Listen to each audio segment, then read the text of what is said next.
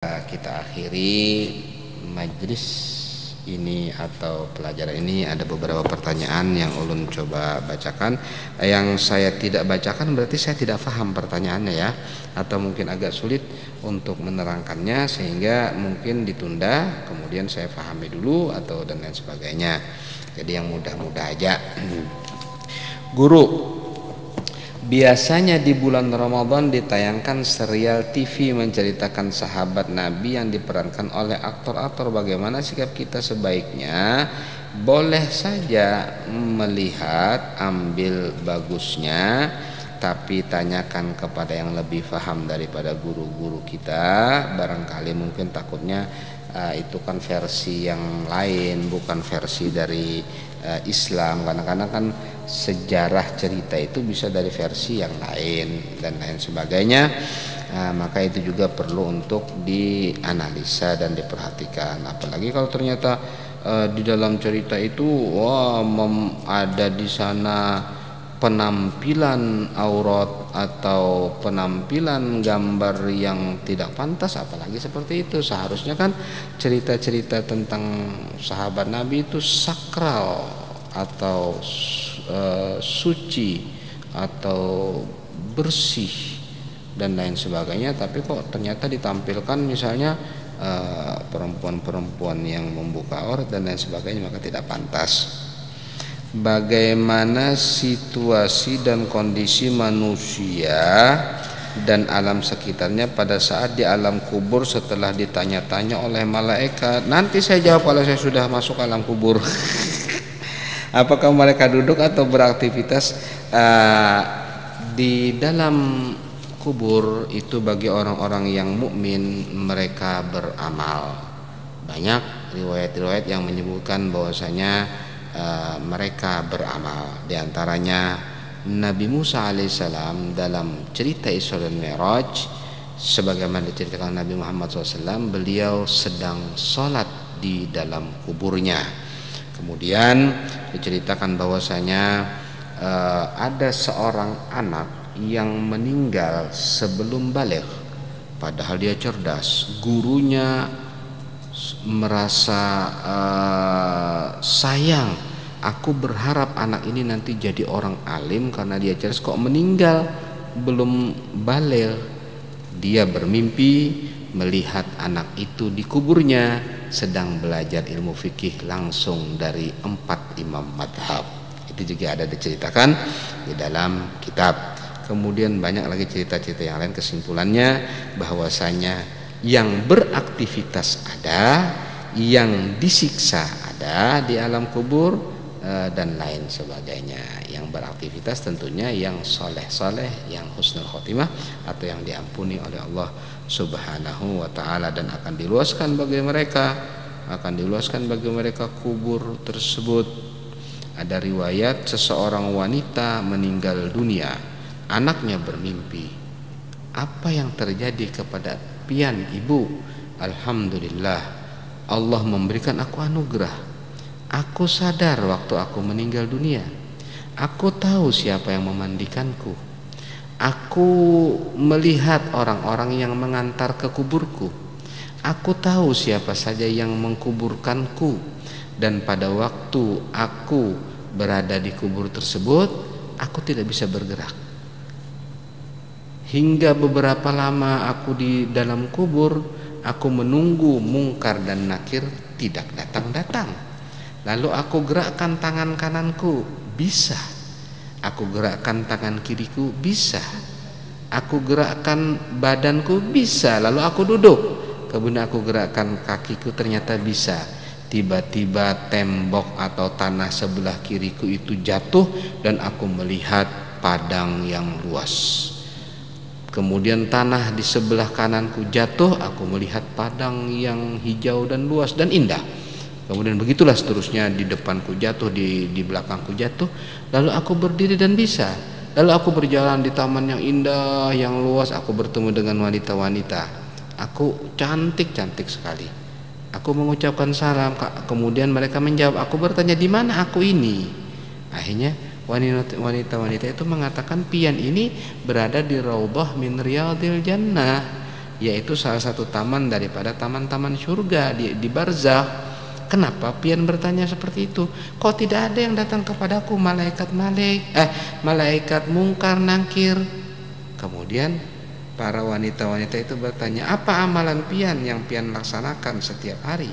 Orang itu menjawab, aku setiap hari membaca sholawat kepada Nabi Muhammad SAW 100.000 kali. Luar biasa. Jadi di antara fadilatnya, orang yang membaca sholawat begitu banyaknya, dia tidak merasa waktu dia dicabut nyawanya seakan-akan dia tidur, tapi dia tidak bisa bergerak, cuma dia tahu, dan dia tidak susah, dan dia tidak sedih, dan dia tidak bingung, dan dia tidak ditanya oleh malaikat mungkar dan nakir. Akhirnya para wanita-wanita itu tersenyum dan mengatakan, ya pantas pian kada ditakuni lawan mungkar dan nakir, karena pian bersolawat banyak sekali setiap hari kepada Nabi Muhammad sallallahu alaihi wasallam. Umpat batakun guru nang kaya apa orang bila kurang fasih membaca huruf Al-Quran dalam sholat. Dia membaca huruf Al-Quran sebisanya, semampunya, dan wajib dia belajar untuk memfasihkannya. Perlu diketahui bahwasanya fasih itu tidak jangan terlalu kita beranggapan susah atau berlebihan. Yang penting tatkala dia mengucapkan itu sudah beda antara ain dengan hamzah, antara ha dengan kha, antara shin dengan sin, antara sod dengan dot dengan zo. Itu saja huruf-huruf yang sekiranya kalau tidak dibedakan itu menyebabkan merubah makna, maka itu yang paling penting untuk diperhatikan. Tatkala sudah ada beda antara ain dengan hamzah, antara zo dengan zal, antara ta dengan to, dan lain sebagainya yang mirip-mirip itu sudah bisa berbeda dan betul sesuai dengan Al-Quran, maka berarti dia fasih. Tidak harus ucap ro, tidak usah, itu cukup ra cukup, tidak harus bekarik benar gitu. Nah kadar itu ini kan kasihan orang kalau dipelajari terlalu berlebihan, ya kan.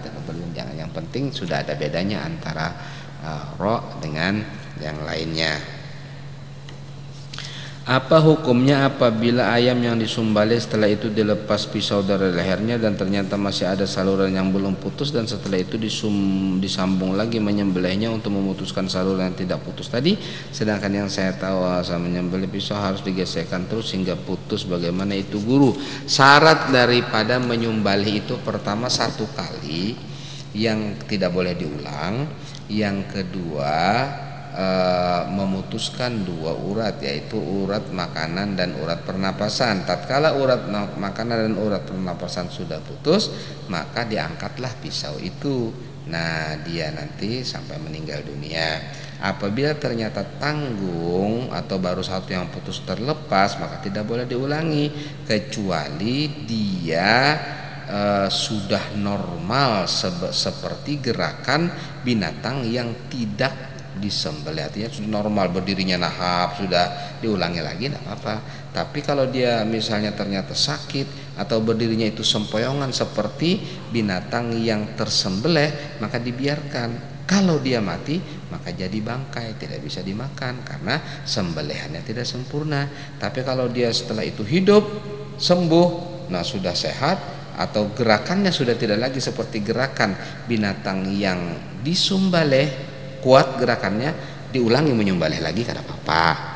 Jadi mengulangi menyembelihnya itu atau meneruskan menyembelihnya itu dengan syarat gerakan binatang itu normal, tidak seperti gerakan binatang mazbuh, binatang yang disembelih. Jika masih seperti itu maka dibiarkan. Kalau mati jadi bangkai, kalau tidak sembuh baru diulangi lagi, baru bisa dimakan.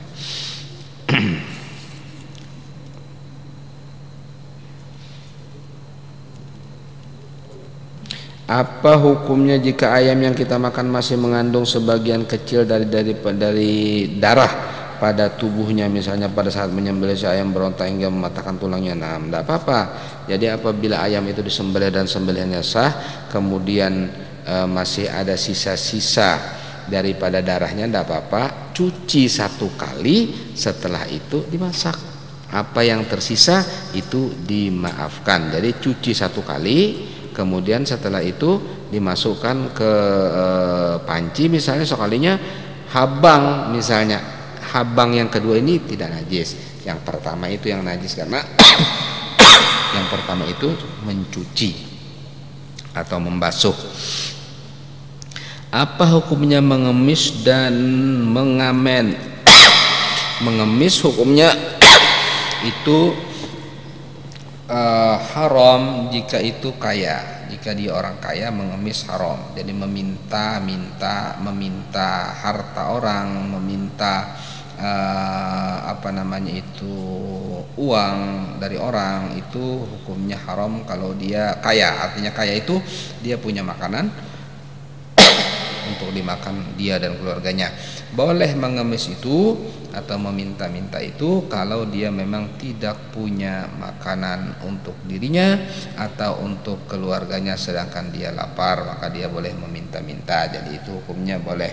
Kalau dia ada makanan di rumahnya, minuman di rumahnya, atau jadi meminta-mintanya itu bukan untuk makan minum, tapi untuk lebihan lah, untuk disimpani atau mungkin untuk nukar yang lain, maka itu haram. Kemudian mengamen itu jasa, cuma masalahnya lagu itu tidak apa-apa kalau tidak mengandung hal-hal yang bersifat yang haram, seperti menceritakan tentang berpacaran. Itu kan haram, berpacaran itu kan bukan mahramnya, itu haram diceritakan, maka jadi haram juga lagunya. Kemudian bercerita tentang misalnya tubuh wanita dan sebagainya, itu kan dilihat haram, maka menceritakannya pun bisa juga menyebabkan haram. Nah, anggaplah sekarang lagunya lagu religi misalnya, ya kan, lagu-lagu yang bersifat keagamaan, maka boleh. Tapi permasalahan kedua adalah alat musiknya. Para ulama menyebutkan alat musik yang mu'tamad mengatakan alat musik yang pakai dawai atau senar itu haram. Alat musik tiup-tiupan yang bunyinya melengking disebut mizmar, dan itu juga haram. Itu lebih indahnya kalau kita kembali kepada kitab yang khusus tentang musik. Ada pembahasan khusus tentang musik. Nah, itu bisa nanti dilihat di kitab itu atau tanyakan kepada ulama-ulama yang bersangkutan. Jika yang dilakukan itu sesuatu yang haram, maka hasil jasa dari apa yang dilakukan itu pun juga ikut haram. Nah, itu. Bagaimana cara membedakan mani dan madi? Mani keluarnya dengan muncrat dan nikmat, kemudian warnanya putih, susu atau kental dan pekat. Adapun madi dan wadi ada 3 ya, mani, madi, wadi. Ada madi, ada wadi. Ada madi itu putih tapi dia lebih encer dan bening, sedangkan dan keluarnya tidak muncrat dan tidak menimbulkan kenikmatan. Kemudian adapun wadi yaitu likat tapi agak keruh dan keluarnya itu karena sebab keuyuhan, misalnya mengangkat yang berat-berat akhirnya mengeluarkan cairan lendir, tapi warnanya putih ke keruh, putih kecoklat-coklatan dan lain sebagainya, itu namanya wadi, dan itu hukumnya najis. Madi itu tatkala saurani syahwat yang tinggi tapi tidak tersalurkan, ya kan, itu hukumnya juga najis. Sedangkan mani hukumnya adalah suci tapi menyebabkan wajib mandi. Bagaimana cara seorang wanita dalam melawan nafsu dunia di zaman seperti ini, dan apa benar kalau wanita adalah sumber fitnah bagi kaum laki-laki? Benar, wanita fitnah bagi laki-laki, tapi laki-laki juga fitnah bagi wanita. semuanya sama-sama. Makanya nggak boleh wanita melihat laki-laki, laki-laki melihat wanita, sama, tidak boleh. Bukan berarti wanita boleh laki-laki nggak boleh, enggak, sama aja. Apabila ternyata ada di dalamnya syahwat dan tidak ada kepentingan yang syar'i. Kalau ada kepentingan syar'i seperti jual beli atau misalnya berbicara masalah yang tidak bisa kecuali harus berhadapan, seumpama sewa menyewa atau dan lain sebagainya, maka itu dibolehkan secukupnya. Jadi jangan mentang-mentang karena jual beli boleh, maitihi benar tahun acil, kada boleh juga seperti itu ya kan, kada boleh juga. Nah ini yang juga sama artinya untuk masalah nafsunya itu masing-masing diantaranya dengan puasa bisa mengendalikannya, kemudian juga dengan tentunya menjaga mata dari melihat, telinga dari mendengar, kemudian hati dari mengkhayal dan berpikir seperti itu. Kemudian juga bisa dengan menikah bagi wanita dan laki-laki. Mudah-mudahan dengan menikah itu akan menyalurkan syahwatnya sehingga kurang syahwat yang haramnya.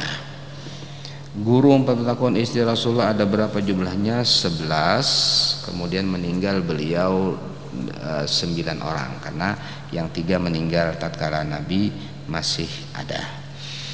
Apakah boleh berzakat kepada habaib? Habaib adalah Bani Hashim, dan Nabi SAW melarang Bani Hashim dan Bani Muttalib untuk menerima zakat, karena zakat itu adalah ausakhun nas, yaitu harta-harta kotor atau pembersih dalam harta-harta manusia. Ada 42 ulama disebutkan dalam satu kitab yang membolehkan, tetapi yang mu'tamad mengatakan tidak boleh. Jadi kalau misalnya hendak ngasih habib, hadiah aja, jangan zakat. Guru 4 bertakun, sahkah beras zakat fitrah dizakatkan kembali? Ada yang mengatakan sah, ada yang mengatakan nggak boleh, tapi yang mu'tamad mengatakan jika yang mu'tamad mengatakan sah, ada yang mengatakan tidak sah, ada yang mengatakan sah. Jadi jika seseorang misalnya dia sebagai fakir, sebagai orang miskin, dia berhak untuk menerima zakat, atau dia mu'alaf berhak menerima zakat, tapi dia juga wajib zakat. Karena apa? Dia punya makanan untuk besok sehari semalam, dia dan keluarganya, berarti dia juga wajib bayar zakat. Tapi dari sisi yang lain dia boleh menerima zakat. Jadi tatkala itulah dia menerima zakat kemudian diberikan kembali, itu boleh. Ada yang mengatakan nggak boleh.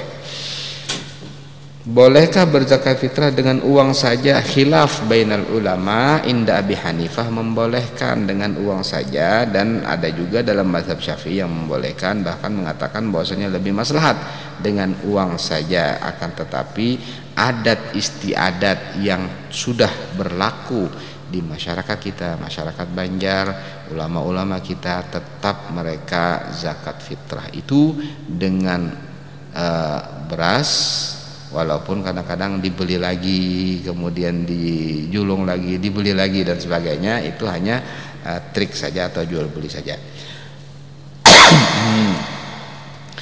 Bagaimana kita mengetahui ciri-ciri malam Lailatul Qadar? Dingin tapi tidak terlalu dingin, panas hangat tapi tidak terlalu panas, kemudian seakan-akan pohon menunduk, kemudian tenang suasananya, masuk ke dalam relung hati, tidak gaduh, tidak ramai, tidak sumpek dan lain sebagainya. Itu adalah salah satu ciri-ciri Lailatul Qadar. Bagaimana jika ulun tidak suka dengan orang lain teman saya, tapi ulun berusaha menyembunyikan itu dengan niat agar dia tidak tersinggung? Apakah ulun termasuk orang munafik? Ketidaksukaan kamu itu apa sebabnya? Kalau sebabnya itu adalah kesalahan dia, lebih baik engkau beritahu kepada dia supaya dia mengetahuinya dan memperbaikinya, tentunya dengan santun dan bijak, jangan sampai dia tersinggung. Kalau sekiranya pacangan tersinggung, ya doakan saja dan sembunyikan saja dulu. Kalau dia kamu tidak sukanya adalah karena dia melanggar sesuatu yang diharamkan oleh Allah Subhanahu wa taala atau meninggalkan yang diwajibkan oleh Allah Subhanahu wa taala. Akan tetapi kalau kamu tidak sukanya karena hal yang lain, ya itu urusan pribadi kamu. Kamu mau beritahu mau tidak ya terserah, tidak ada urusannya dengan hukum syariat ya. Tapi kalau ada urusannya dengan hukum syariat, ada hubungannya dengan hukum syar'i, maka engkau pun punya kewajiban jika mampu untuk memberikan nasihat. Karena dalam hadis Nabi, hakul mu'min al mu'min an yansahahu idza stansah, atau kama qala Nabi SAW, di antara haknya orang mukmin kepada orang mukmin yang lain memberi nasihat jika dia meminta nasihat. Nah, itu.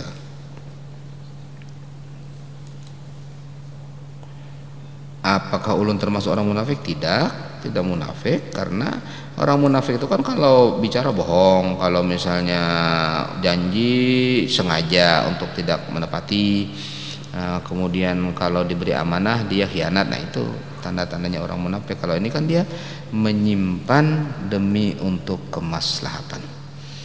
Apa hukumnya istimna, mengeluarkan air mani, dan bagaimana cara mengatasinya? Mengatasi apanya ini? Kalau istimnanya hukumnya haram, kecuali kalau mengeluarkannya itu dengan tangan istrinya, maka itu tidak haram. Kalau dengan tangannya sendiri itu hukumnya haram. Bagaimana cara mengatasinya? Saya tidak tahu mengatasi apa nih. Mengatasi istimnanya kah atau mengatasi apanya? Ya, maksudnya mungkin mengatasi supaya tidak melakukan istimna. Ya, boleh. Kalau itu maksudnya supaya kita terhindar daripada istimna, diantaranya jaga mata, jaga telinga, jaga hati, jangan menghayal, kemudian berpikir yang positif, kemudian dan lain sebagainya. Terus ya kawin kalau jika memungkinkan dan lain sebagainya ya. Nah, apakah sah mandi wajib seseorang tatkala dia mandi dia lupa membasuh, menyampaikan air ke bagian dalam telinga, lalu dia membasuhnya ketika berwudu, yang di situ disunahkan membasuh telinga, maka dia membasuh telinganya tatkala wudu itu menjadi bagian daripada mandi. Artinya mandinya tadi belum sah, begitu dia wudhu sah mandinya karena air telah sampai ke dalam telinganya, walaupun tujuannya adalah wudhu. Karena wudhu itu juga bisa indiraj, bersatu hukumnya dengan mandi. Ada hukum indiraj namanya, yaitu tatkala dia mandi, yang penting waktu dia mandi itu dari awal dia sudah membasuh kemaluannya, kemudian setelah itu dia tinggal membasuh yang lainnya, tidak menyentuh kemaluan itu sehingga batal wudunya. Maka tatkala dia sempurna seluruh anggotanya dibasuh dengan air sehingga dia terangkat dari hadas besar, otomatis dia terangkat dari hadas kecil. Kata sebagian ulama itu namanya babul indiraj. Akan tetapi dengan catatan, begitu selesai mandi jangan pegang kubul atau dubur atau kemaluan yang menyebabkan batal wudu, maka dia wajib wudu lagi kalau batal seperti itu. Jadi wudu yang dia lakukan setelah mandi tadi menyempurnakan mandinya. Itu. Bagaimana cara mandi wajib agar tetap sah dengan air yang kurang dari 2 kula? Pakai gayung, kemudian hati-hati jangan sampai kecipratan masuk ke bagian air yang kurang dari 2 kula, kemudian ratakan air itu ke seluruh badan dan niat mandi wajib. Maka seperti itu caranya. Jadi yang susah itu hati-hatinya supaya jangan purancing jatuh dari bekas mandi itu kembali ke bak mandi.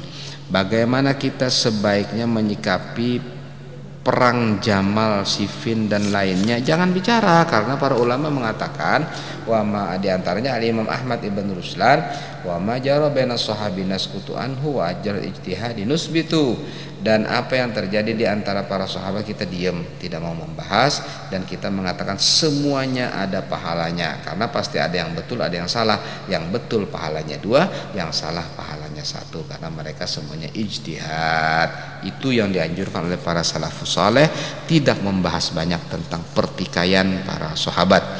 Bagaimana hukum mendengarkan musik seperti mendengar hajir bagi akhwat? Apakah boleh? Boleh saja, tapi yang penting akhwatnya tidak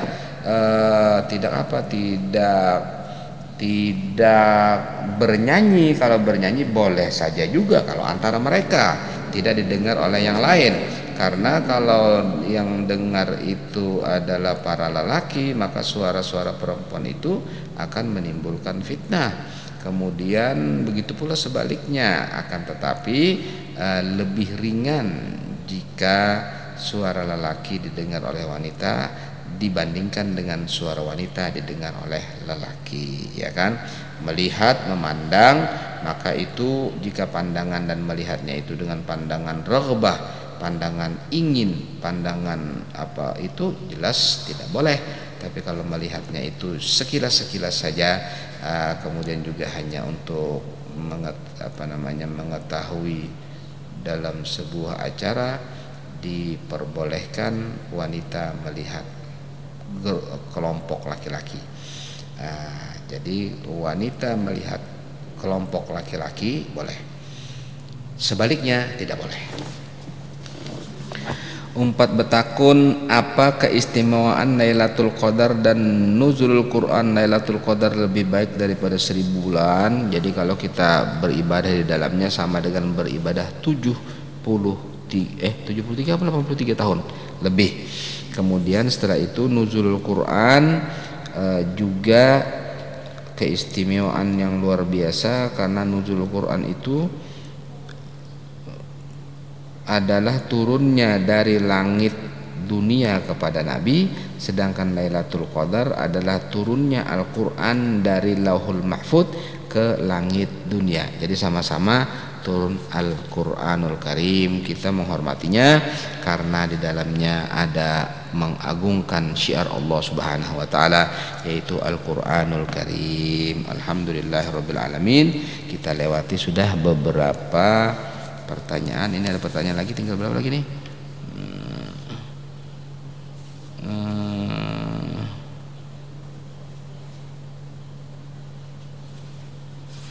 Nanti saya jawab insya Allah di kemudian, karena ini sudah cukup banyak. Terima kasih banyak dan mohon maaf. Wal afu minkum. Assalamualaikum warahmatullahi wabarakatuh.